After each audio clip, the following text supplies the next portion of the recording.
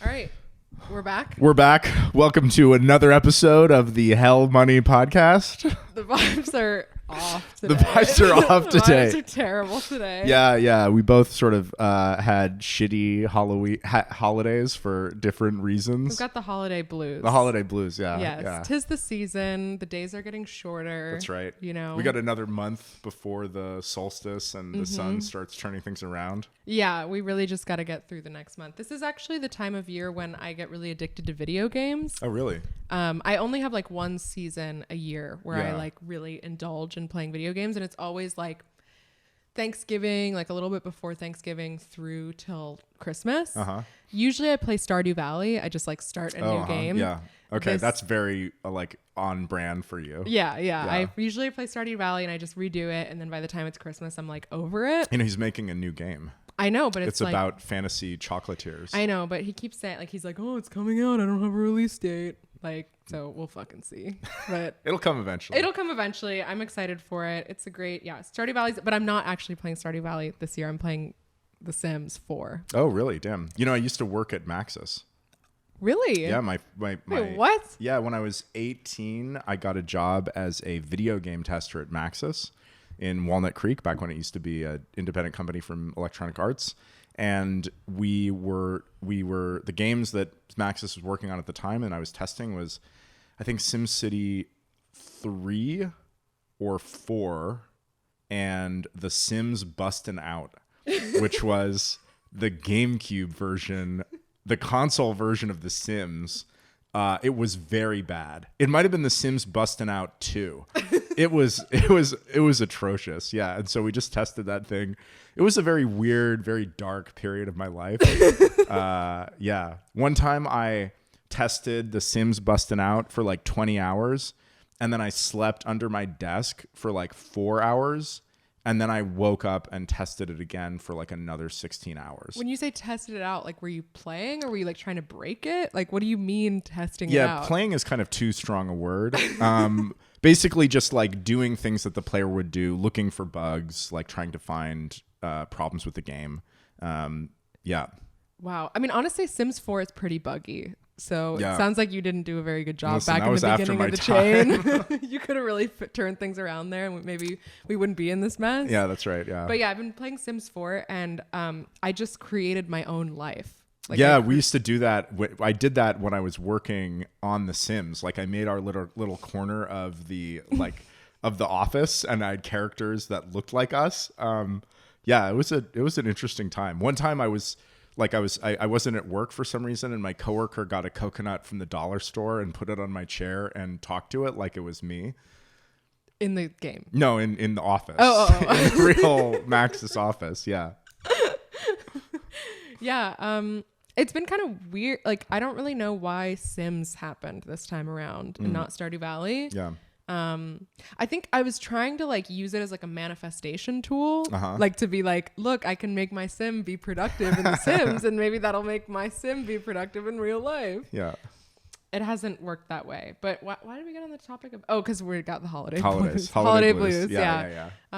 So yeah, it's a mess out here. We were nominally going to talk about hardware wallets and sort of technical questions today. Yeah, like wallets, seed phrases, private keys, all that stuff. Yeah. We don't really have much of a what's the word for when you write ahead what you're gonna do? Like a plan, like a plot. I don't know. Like a plan, agenda. We don't really have much of an agenda. An itinerary. Yeah, and also we have a hard stop in 40 minutes. Yeah, so we're just doing what we can. Yeah, we're doing what we can. Yeah. Well, basically what we're gonna do is Casey's gonna mansplain to me. That's right. About hardware wallets. Do you consider yourself to be a mansplainer? So I mean, let me just be like, okay, I'm not going to take issue with the word mansplaining. Yeah, put yourself in the framework of mansplaining. Yeah, then I'm a horrible mansplainer. Yeah. Because I always want to talk to people about things that they don't necessarily know about or have the background to understand. And so in order to talk to people about things, I'll often have to do a lot of explaining. And I think some people are really interested in the things that I explain about, and some people are not interested at all, and they just want to speed run to the end of the conversation. Can you tell? like when people are like, oh God, like I do not want to hear about this random Bitcoin thing that he's going off about. Yeah, but I'll kind of persist anyways. Like, so you're totally a mansplainer. Then that's like the definition. Yeah. Well, okay. So I have opinions about mansplaining because like mansplaining is something that's often like projected onto me of being like, oh, I'm sure people. You're a mansplainer. I'm a mansplainer for sure. Yeah. Like, but I think people like think like, oh, she must experience mansplaining all the time. Like people often think like that they're gonna like relate to me by being like, oh, mansplaining. Oh yeah, right? No, you know? Yeah. And I actually, but no, you want to know things. I like knowing things. Right. I have very few things that I can point to in my mind of experiences that I would describe as mansplaining, and actually most of them are like one particular woman who I think mansplains. Like she is she will just sort of like, can you say who it is, or does her? I'm not gonna say who. Okay, fine. Like, well, I know her because she's you know, it's just this girl I know. It's like a girlfriend of someone, and it's interesting because she often says that her boyfriend mansplains to her. But he doesn't. He definitely is not a mansplainer. She's the man. It's projection. Yeah. But she will like take any opportunity to kind of be like, well, let me tell you about this thing over here, blah, blah, blah. And it is kind of like, it's mostly just awkwardness. Like it's kind of just like, why do you think I want to know about this? This is like pretty random. But at the same time, I have learned a lot of useful information from her over the years that I've known her. Yeah. So it's like, pros and cons to mansplaining. Yeah. You're definitely a mansplainer, and I definitely think that there are times where you're going off and I'm just like, okay, like we're gonna just let this happen. But I can tell that you enjoy it.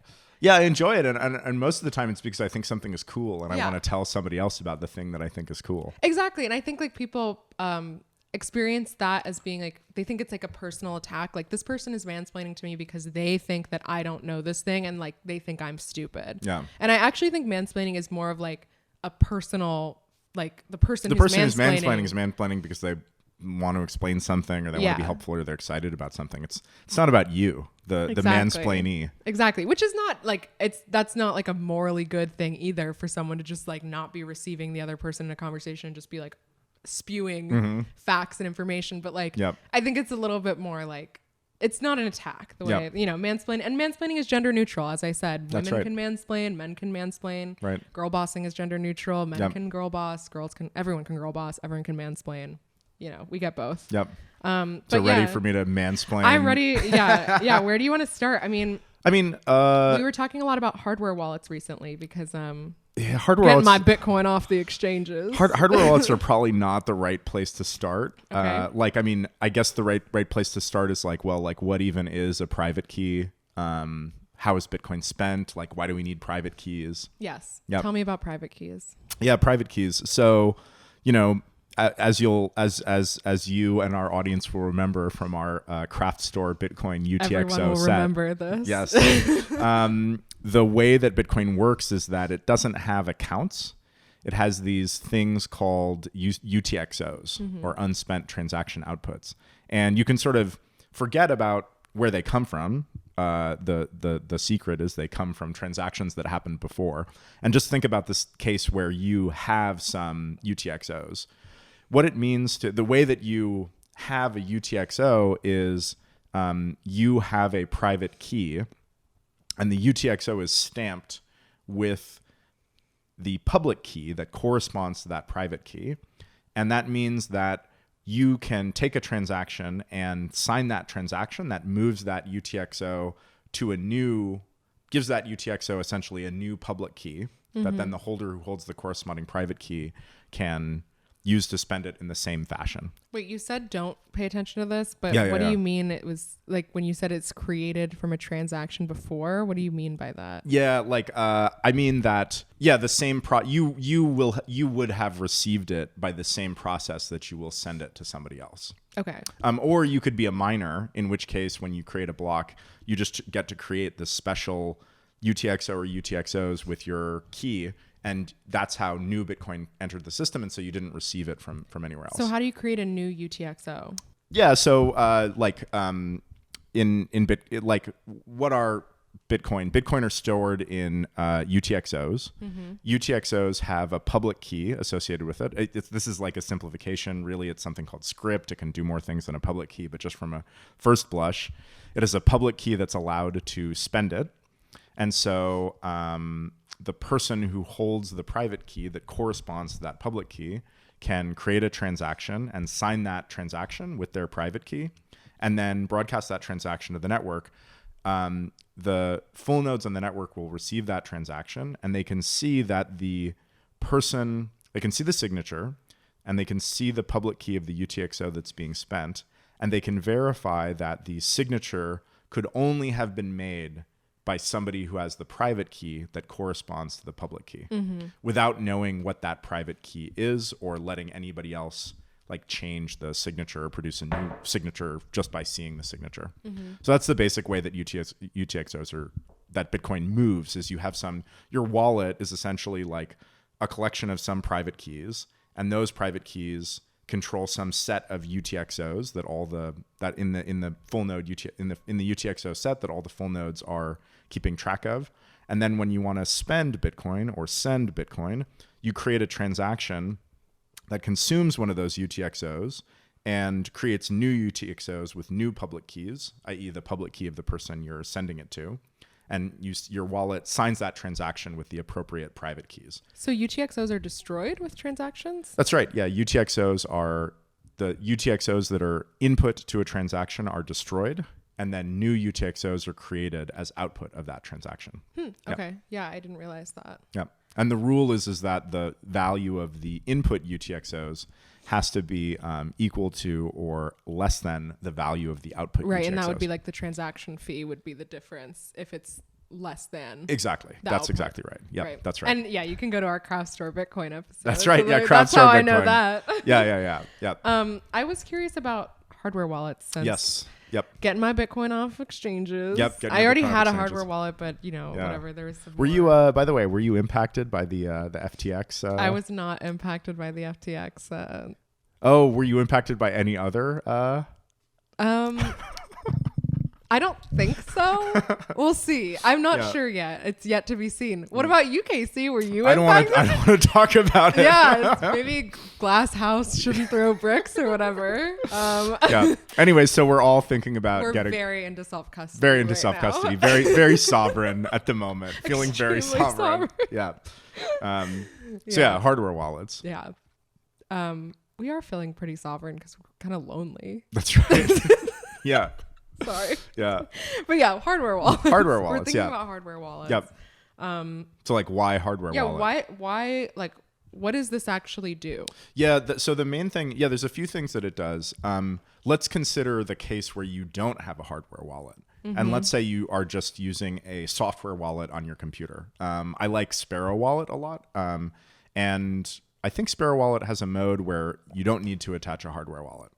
And if you do that, then the private keys are on your computer. They're on your hard disk, sort of like any other file, like your, SA.doc or whatever is also on your hard disk. And when you go to make a transaction, you will like copy and paste somebody's address, and you'll paste it into the send to field, and you type some BTC, and then you'll hit sign, and it'll show you the transaction, and then you go, okay, that looks good, and then you hit sign, and then it broadcasts the transaction to the network. So the problem is that if your computer has any malware on it, the malware could change the destination address without showing it to you, or it could exfiltrate your private keys from your computer. So does that mean that like a software wallet that's like on your computer is just as safe as like your computer getting hacked? Like that's sort of the secure, like if your computer is hacked in some way, then your software wallet is also host. Yeah, that's right. That's pretty bad. Yeah, it's pretty bad. And like people aren't super careful about what they run on their computers. I'm not. I click anything. Yeah, and like I'm a developer, and so that means that I run a lot of, random dev tools. Like I mean, I don't like to think about like all the random sources of software that I get just to do my work, editor plugins and utilities and stuff. Right. So the purpose of a hardware wallet, such as these cute little cold cards. They're so cute. They're pretty adorable. Can we get a cold card sponsor? I'd love to. Yeah. Cold card. Sometimes they retweet my ordinal posts because Oh. when I do stuff with like ordinals on Open Dimes, they Yeah. sometimes retweet This is a those. logical collaboration cold card. Get with it. Yeah, I think so. So a cold card is a hardware device, and like all hardware devices, the purpose is that instead of having your private keys ever be on your computer, the private keys are only ever on your hardware device. And So the private keys are in there. the private keys are in there. Yep. Okay. And you don't run arbitrary software on here. Like you don't run a web browser that could Sure, download it's like a contained device. contained. Yeah, you don't install apps, and so there's and the hardware wallets are should be designed very carefully so that they. I actually need to. I keep this one so that I can distinguish these two. Oh. Yeah.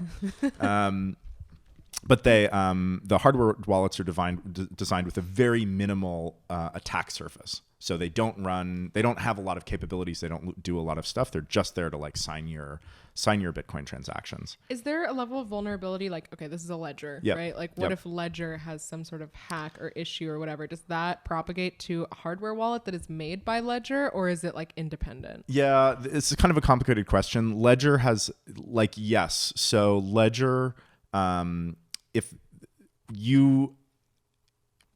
you have your hardware wallet from let's say Ledger, and Ledger gets hacked, you're okay. However, periodically you will install a new on a Ledger. You'll update the firmware on your Ledger. You'll sort of update the program that runs on the Ledger, and those updates are downloaded from. I guess it's the company is also called Ledger, is downloaded from Ledger, the company. And if they get hacked and they distribute a malicious update And you download and update it. Yeah. And that's actually one thing that I don't really like about Ledger is that when you reset your hardware wallet, the next time you want to use it, you have to download like the little Bitcoin app onto your hardware wallet. I see. And so if for whatever reason you prefer to keep your Ledger uninitialized, it means that every time you go to use it, you have to re-download this crucial software from Ledger, and that would be an opportunity for them to get hacked. Right. Whereas a cold card, you can keep it uninitialized, and when you erase it, you don't need to re-download software from CoinKite, the makers of cold card. So for cold cards, if you don't need to update it, you shouldn't need to update it unless there's like a critical security vulnerability. So as long as you don't update it, even if cold card gets completely owned, then it doesn't matter. And you're not downloading new software onto the device. Right. So there's kind of two purposes to a hardware wallet, or the two things that you do. One is it signs your transactions. And obviously that's like important, right? Is it keeps the private keys on this device so the private keys can't get on another device. But the other thing that it does is it displays the transaction that it's signing. It shows you who the recipient is and what the amounts are, and you verify it on the screen of the hardware device, on the screen of the hardware wallet. That's actually another crucial step because, for example, if you just reviewed the transaction on your computer, malicious software could change the Right. It could be like a fake pop-up or whatever, just saying like you're sending it here when you're actually sending it somewhere else. Exactly. Yeah. You can't send like a transaction without a computer hooked up to this, right? Like I couldn't just be like beep, beep, beep, boop, boop. Yeah, no, it doesn't have. Yeah. You for cold cards, you can either connect it via a USB cable, or if you're really paranoid, you can use an SD card to like shuttle data back and forth between your computer and the cold card. And so the benefit of having it, the benefit of having the recipient show up on here is that you can verify what you're seeing on the computer. Like you see it in both places and you're like, oh yeah, okay, you actually don't even pay attention to what's on your computer. You should consider. It just matters what's here. Yeah. And technically when you're receiving funds, people don't usually do this, but you should actually, when let's say you ask me I ask you for some Bitcoin. And you're going to send me some Bitcoin, so I want to send you a Bitcoin address. I should go to my hardware wallet and verify the address on my hardware wallet before I send it to you.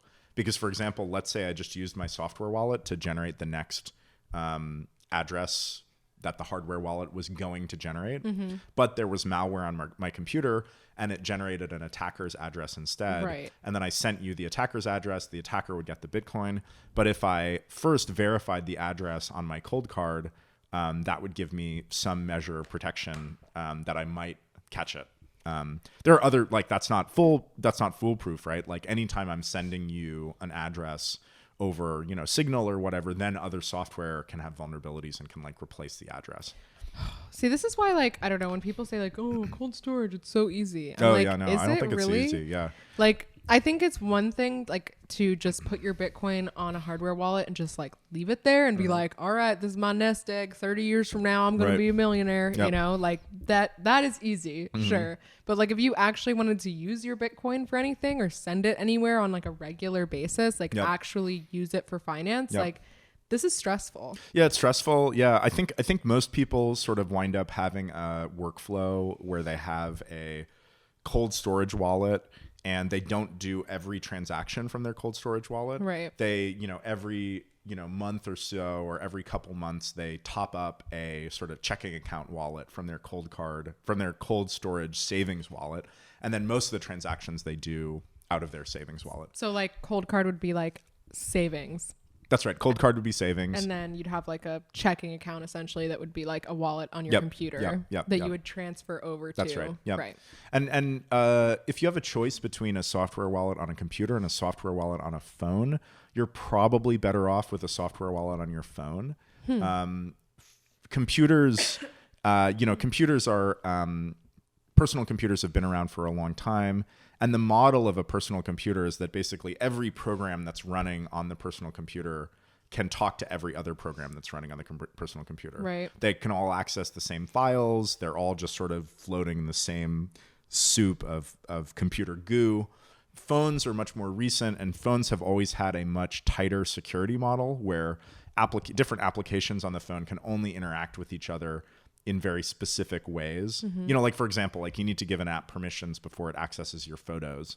Whereas on a lot of modern computers, the apps can just read and write your photos. So I would say generally phones are a slightly more secure environment and less likely to have malware. Right. So if you have a choice about where to put a software wallet, I'd say, put a software wallet on a phone. And also, security, people will sometimes make like absolute statements like, oh, you should always use a hardware wallet or, do this security best practice all the time. But really it depends on how much money you have and how upset you would be if you lost that money. Right. Like if you have a hardware wallet, if you have a wallet that has, less than $1,000 on it, and it would be really annoying to lose it, but like you don't care that much, then like, just use a software wallet. Right. No. Right.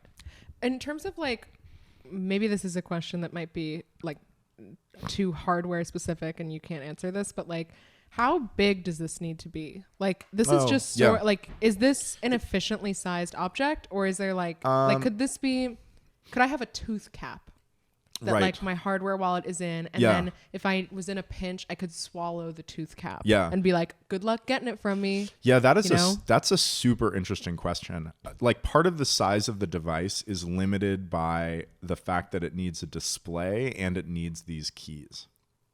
Right. So what if it had a little projector in it and then it could project? I think have we perfected the micro projector technology yet? It's not a bad thought, although I think that micro projectors would be larger. You would need more batteries and stuff than just having this like display. But I mean, you could get this down to like, for example, it doesn't have keys. It just has 2 keys that like, this is like left and right. And this is like turn everything on and turn everything off by holding them down. So you could certainly make this, you could certainly get away with, God, hard to say. I mean, so then, there is this microcontroller in here and you can see about the size of that microcontroller. So it's probably not going to go in your tooth. And it also needs like a USB-C thing to connect to the rest of the world. But yeah, these could be made extremely small. If you really were focusing on making it small, you could make it, easily 1/10 of the size without too much worry, and thinking a lot about the interface, you could probably make it like 1/100th of the size, maybe. Mostly it's the size that it is for humans, right? It's right, a for nice you to size actually use it. For you to actually use it. Yeah, that's right. Yeah. But, in a doomsday scenario. Maybe you would want a micro hardware wallet. That's right. Yeah. Oh, I also wanted to ask about seed phrases. Yeah, that's right. Because I feel like this is kind of a weird, like the idea of a seed phrase as being a way to access your Bitcoin or your cryptocurrency is something that's pretty specific to cryptocurrency. Like it's very integral to crypto. It's or very Bitcoin. unique to Bitcoin. I don't think that I ever encountered anything like a seed phrase before I used my first Bitcoin wallet that had a seed phrase. It's weird. That's same. And I've never heard of that being a way to protect anything ever. Yeah. And it's just bizarre. Like, cause I'm kind of like, this is a very integral part of like the infrastructure of how this whole situation works. And I also think that the fact that there's one standard, well, there's some, complications with like XPubs and YPubs and like different ways you can generate private keys from a seed phrase. So a seed phrase is just a list of 12 or 24 words.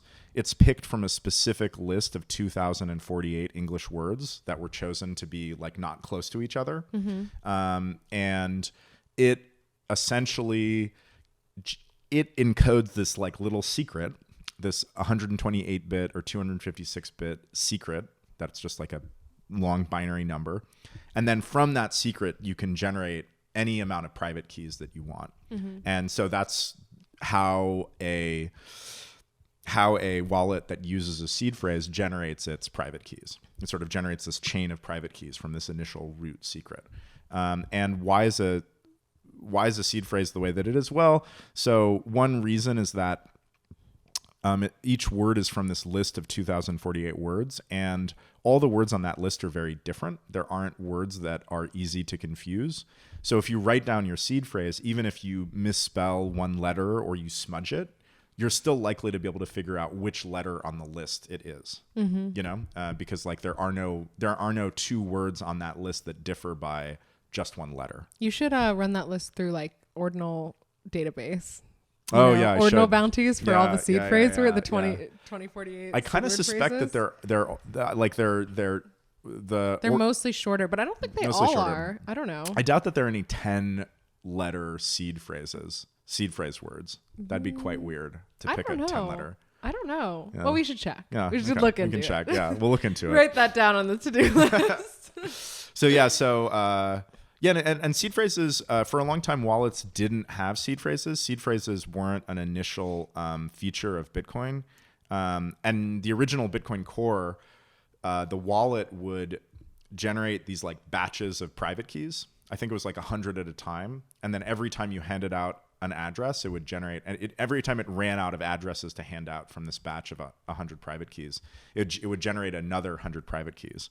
And this had the really annoying property really annoying consequence that you couldn't just back up your Bitcoin Core wallet once and then anytime in the future recover from that backup. You would have to continually back it up every time it generated a new batch of private keys. Okay, so you'd have to have it connected essentially to Bitcoin Core in some way, like you'd have to be running a node. No, this was when Bitcoin Core had an integrated wallet. So right at the beginning, when Bitcoin was first released, there was only Bitcoin.exe. And Bitcoin.exe was a Windows application, and it had a wallet, it had a miner, it had a GUI wallet, and it was also a full node. And it kind of was this one application that did everything. And so the kind of wallet that first shipped with that was this wallet where it would just generate batches of private keys. And because it generated new private keys, it meant that if you had not backed it up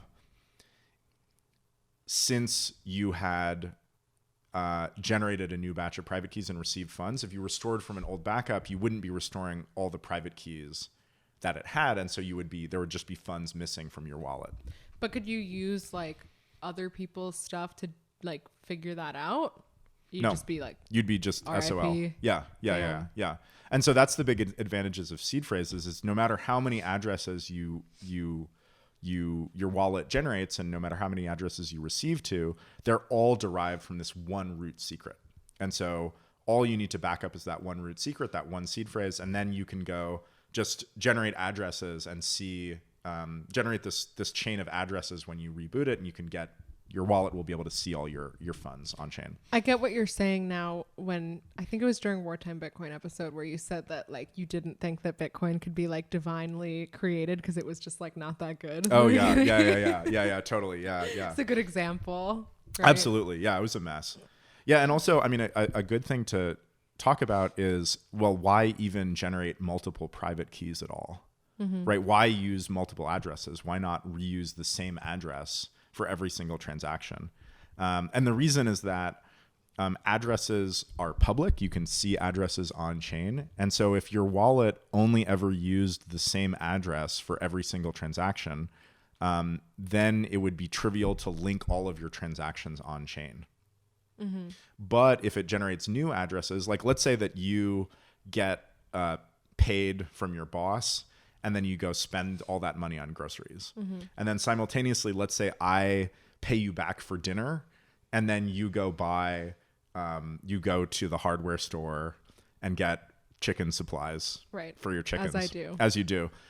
Those two transactions, if your wallet is using different addresses to receive money from your boss and to receive money from me, those two different transactions you make, one for groceries and one for the hardware store, are totally unlinkable on the chain. They just look like money coming into like address A, and then a different transaction, money coming into address B, and then separately money leaving address A and money leaving address B. If your wallet used the same address for every transaction, it would look like, you know, money from your boss coming into address A, and then money from me coming into address A, and then you would be able to tell that like the same person had received both those transactions. And then when you spent it, you could see that address, like money was leaving that address. So does it make sense? Well, how many private keys does your wallet make? Your wallet will generate as many private keys as it needs. It will never reuse an address. So it basically looks to see if it's received any money at an address, most wallets. And if it sees that I've received money to XYZ ABC, which is address like 928, it'll go, okay, now I need a new address the next time I get asked for an address, and it'll generate a new address, address number 929. And it can generate any number of addresses in a sequence from a seed phrase. So then when you give someone like an address to send to, what are you giving them? You're giving them a address. You're basically the sequence is you hit like generate address on your wallet, and it generates it. And then it generates like you can think of the addresses generated from the seed phrase as being, I mean, like just a sequence, right?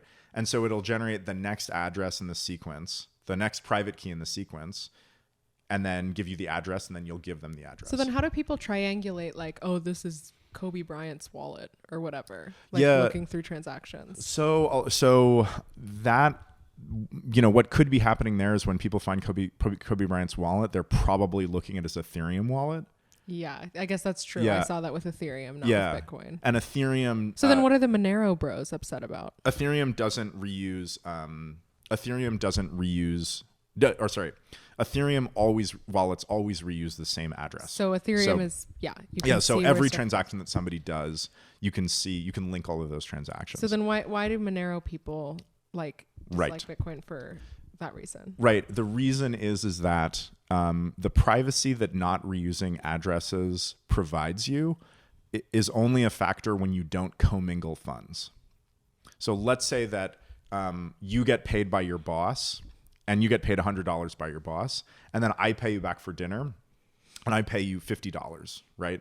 To two separate addresses, right? So somebody can see this pile of $100 worth of Bitcoin and this pile of $50 worth of Bitcoin. But then you go out to the grocery store and you want to spend $125 on groceries. You'll create a transaction that combines those funds and sends them to the grocery store. And then that's where someone could trace. Exactly. Then somebody could say, like address A and address B, this transaction was just created that was signed by A's private key and B's private key. And that's a pretty good heuristic. They could guess like, okay, that they're probably controlled by the same person. Okay. So let's say you're like, you see one transaction that you're curious about, you could then sort of backtrack it. Exactly. Yeah. That's kind of fun. Yeah. You cluster them. Yeah. And basically every time that somebody commingles funds, you then look backwards in their history of transactions and you can group more things together. Okay. Yeah. That's like very fun detective work.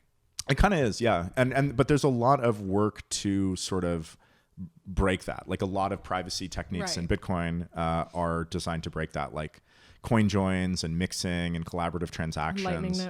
Lightning Network is great. I think that on-chain privacy tools are very cumbersome. Obviously, I wouldn't want to discourage anybody from working on them, but my experience of using them has been not so positive, that they're like really confusing to use and they're really annoying. I kind of think Lightning is the future of Bitcoin privacy. Because Lightning, you sort of see these channels open and close, but you can't actually see what they're doing on chain. Right. Yeah. Right. And even like, if you're somewhere like Cash App or Square or something where you're supposed to have like reputable Lightning connections, it's like, then you can't really like audit everyone else's connections. That's right. Like there's a limit to how much you can actually sort of like limit. Sort of. I should add, Lightning Network privacy is not perfect. You can usually see, the sender can see the destination of funds. But it's way better than on-chain Bitcoin privacy. Like even with Lightning's privacy problems, it doesn't leave this indelible on-chain footprint that anybody can see at any time in the future. Yep. Okay. I'm looking at this list of questions now. Yeah, I think we're like, what else do we have? I don't know. One thing that I'll say is it's really nice that seed phrases were standardized. I think do you know the history of that? I could go look back. We'd have to look at their, at the BIP. I believe that there's a seed phrase. Okay, BIP, so it's a BIP. A Bitcoin improvement proposal. There's two technologies. One is there's seed phrases, which say like, okay, here are the words, and here's how you get from a list of words to this like root secret. And then there's the hierarchical deterministic wallet spec, which basically says, how do you go from a single secret to generating an infinite chain of private keys on demand. So like, is this something that was created for Bitcoin? Yes. Yeah. And that feels remarkable to me. Like, I don't know, is that something that could be useful for other things, or is it just sort of like wallets and private keys that would really apply to? Just wallets and private keys, but you could use it for other kinds of backup procedures. You could use it if you wanted to back up private keys for something else. It just turns out that people don't really use private keys for very much other than Bitcoin and cryptocurrencies. Sure.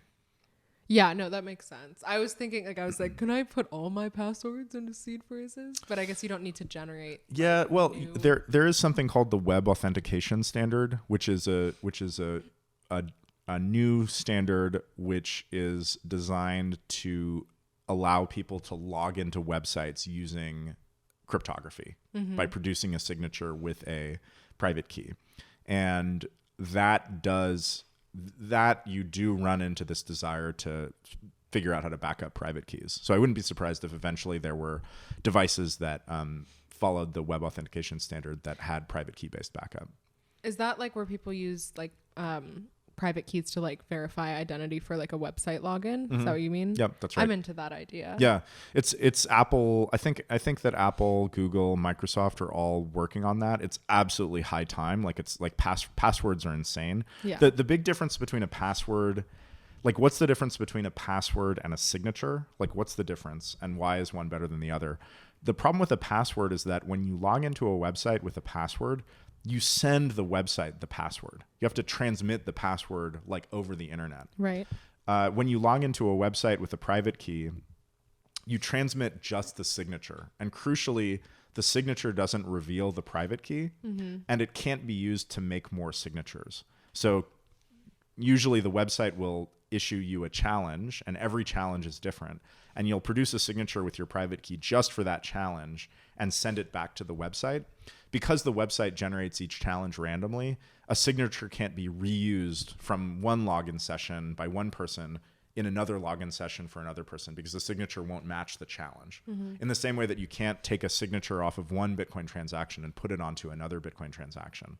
So that's the big difference, is that you can't like sit there and like get somebody's password that they're, if you get the signature that's being sent to the website, all that gets you is one signature. It doesn't allow you to log in the future. Right. Yeah. I mean, I always think like whenever like some random ass website makes me like make an account to like purchase, do whatever thing I need to do one time, like Monterey Bay Aquarium made me make an account with Monterey Bay Aquarium to buy aquarium tickets. Like I obviously have like a couple passwords in my head that I just sort of cycle through for stuff like that. Sorry to reveal that. But like, if I just need to like put something in quickly on the phone, and I'm just thinking, I'm like, wow, everything that I have that stupid password under is like all reliant on Monterey Bay Aquarium, like not getting fucked. Yeah, you know what I mean? Yeah, maybe. I mean, I think that all the time. Yeah, and like the solution to that is to use a password manager. I know. Password managers are like a pain in the ass, right? Yeah, it's so annoying. Yeah, and then you can't log into things without your password manager. And I mean, my system, just to let everyone know, is I just have worse passwords for work. Like, if what are you gonna get from the Monterey Bay Aquarium? Like, and then I have like all other things at that tier, like at that password. I think that's very common. I think that's very common. Yeah. People have like quality levels I've got like for my their best passwords. Passwords, and then I've got my like shit. You're password. not sending your best to the Monterey Bay Aquarium. No, I am not. I do not trust those marine biology hoes with my security. Absolutely. What do they know about security? Nothing. Just jellyfish. Exactly. Yeah. They know a lot about jellyfish, to be fair. Okay. Let's see. Anything else? I don't know. I can't think of any other. Any other topics? I think we're private keys, seed phrase. We've done 43 minutes. That's not that bad, actually. It's not bad. Like 40 minutes material. Yep. For a down day. Yeah. I feel like this picked up our spirits. Oh yeah, definitely. I feel a little bit better. Yeah. Mansplaining makes me happy. You love mansplaining Bitcoin. And I love it for you. Yeah, good. So should we just wrap it up? Yeah. My favorite hardware wallet is the Cold Card. Yeah. Not sponsored by Cold Card, but we'd love to be. Yeah. Cold Card is great because it's Bitcoin only. It's relatively simple because of that. Ledger is like, okay, Ledger has a bunch of features and you have to download these apps and it supports all these shit coins. And they make these, right? The open dimes? Yeah, they do. Yeah. So cute. Open dimes are like a one-time use thing. Like it just contains one private key and you can't get that private key off until you like destroy this little part of the device, and then it's obvious that somebody's gotten the private key. So I could put like one Bitcoin on that and give it to you, and then you could just like accept it as transferring that one Bitcoin without an actual super transaction. Rare ordinal. That's right. Yeah, there are some rare ordinals on here. I believe this one has an ordinal that starts with a 0. This one has, I forgot what's on this one. And then this one has an actual uncommon ordinal. It was the first ordinal of some block. Wow. Oh yeah, no, this one has, number 1 has very old ordinals on it. Ordinals from block number 429. And this one, number 2, has an uncommon ordinal. Nice. Yeah. And then 3 doesn't have anything on it because it's the open dime for ordinal bounty number 3, which is to send in a ordinal with an intelligible name, like that spells something, but it's incredibly hard. That's and so difficult. We haven't gotten it. Very, very difficult, and we have gotten 0 submissions so far. You got to modulate. 400,000 sats. We need a difficulty adjustment for the ordinal bounties. That's right. Yeah, we do. Yeah. Okay, well, thanks, Casey. Yeah, I always enjoy learning from you. Yeah, I always enjoy your questions. Always appreciate your questions. Okay, well, I guess we'll see you next week. Yeah, hopefully we're feeling better. Yeah, we will be. Yeah. All right. Bye. Bye. Bye, everybody.